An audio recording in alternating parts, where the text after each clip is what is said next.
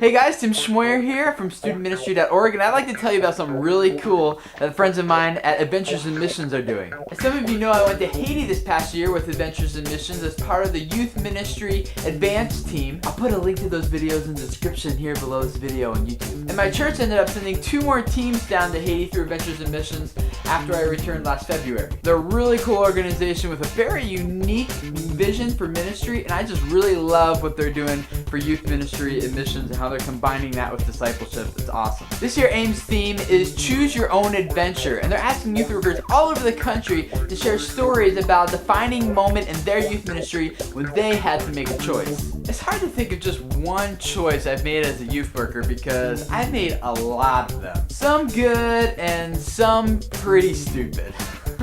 I remember a winter retreat several years ago now where one of the high school guys just started to dominate the retreat. Not really in a malicious way, but in a way that secretly I thought this stuff was some of the funniest things I've ever seen in my life, but it was pretty inappropriate and it had to be addressed. It started the very first night of the retreat when me and the other leaders decided to just duck into a side room real quick for a little meeting. By the time we came out of the meeting, all the kids were sitting in a giant circle in the middle of this big room, and every single piece of furniture was moved out of that room and stuffed into the hallway. In the middle of the circle are 2 high school guys, and they're standing there with these big mattresses wrapped around their body, tied with rope, kind of like a giant hot dog in a wiener roll, and they're just like backing them, just like ramming into each other so you can be the first person to ram the other person outside the circle. The rest of the kids forming the circle are just clapping and they're cheering, and if the guys got too close to the edge, they push them back into the middle. Now don't get me wrong, this sounds like an awesome youth group game that I would love to play sometimes,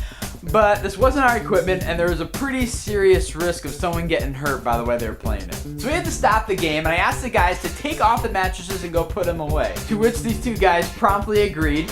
They untied the rope, the mattress just sprung off of them, and there they were standing in front of the entire youth group in nothing but their boxers. They decided to get undressed before wearing the mattresses. I did not know this. This kind of stuff just continued throughout the weekend, and the guy who coordinated this game, we nicknamed him the ringleader-of-fun. The next morning, this same ringleader-of-fun thought it'd be a great idea to turn the open community showers into a huge slip and slide. He pointed all the shower heads up so they were pointing into the middle of the room, lathered himself all up with soap, went back and took a running head start and just sprawled across the tiles on his stomach.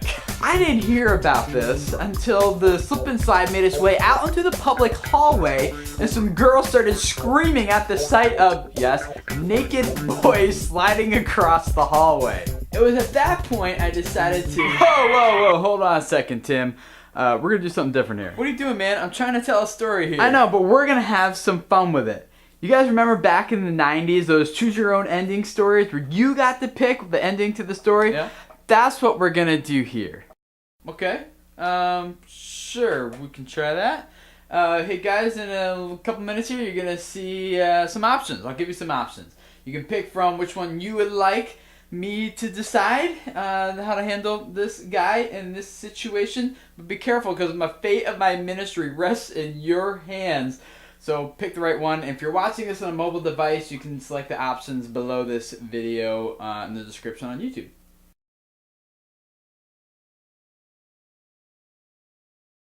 So what did I do? Did I join the naked slip and slide? Did I just give the ringleader-of-fun a warning and send him off? Did I call my secret ninja friends to come in and handle the situation?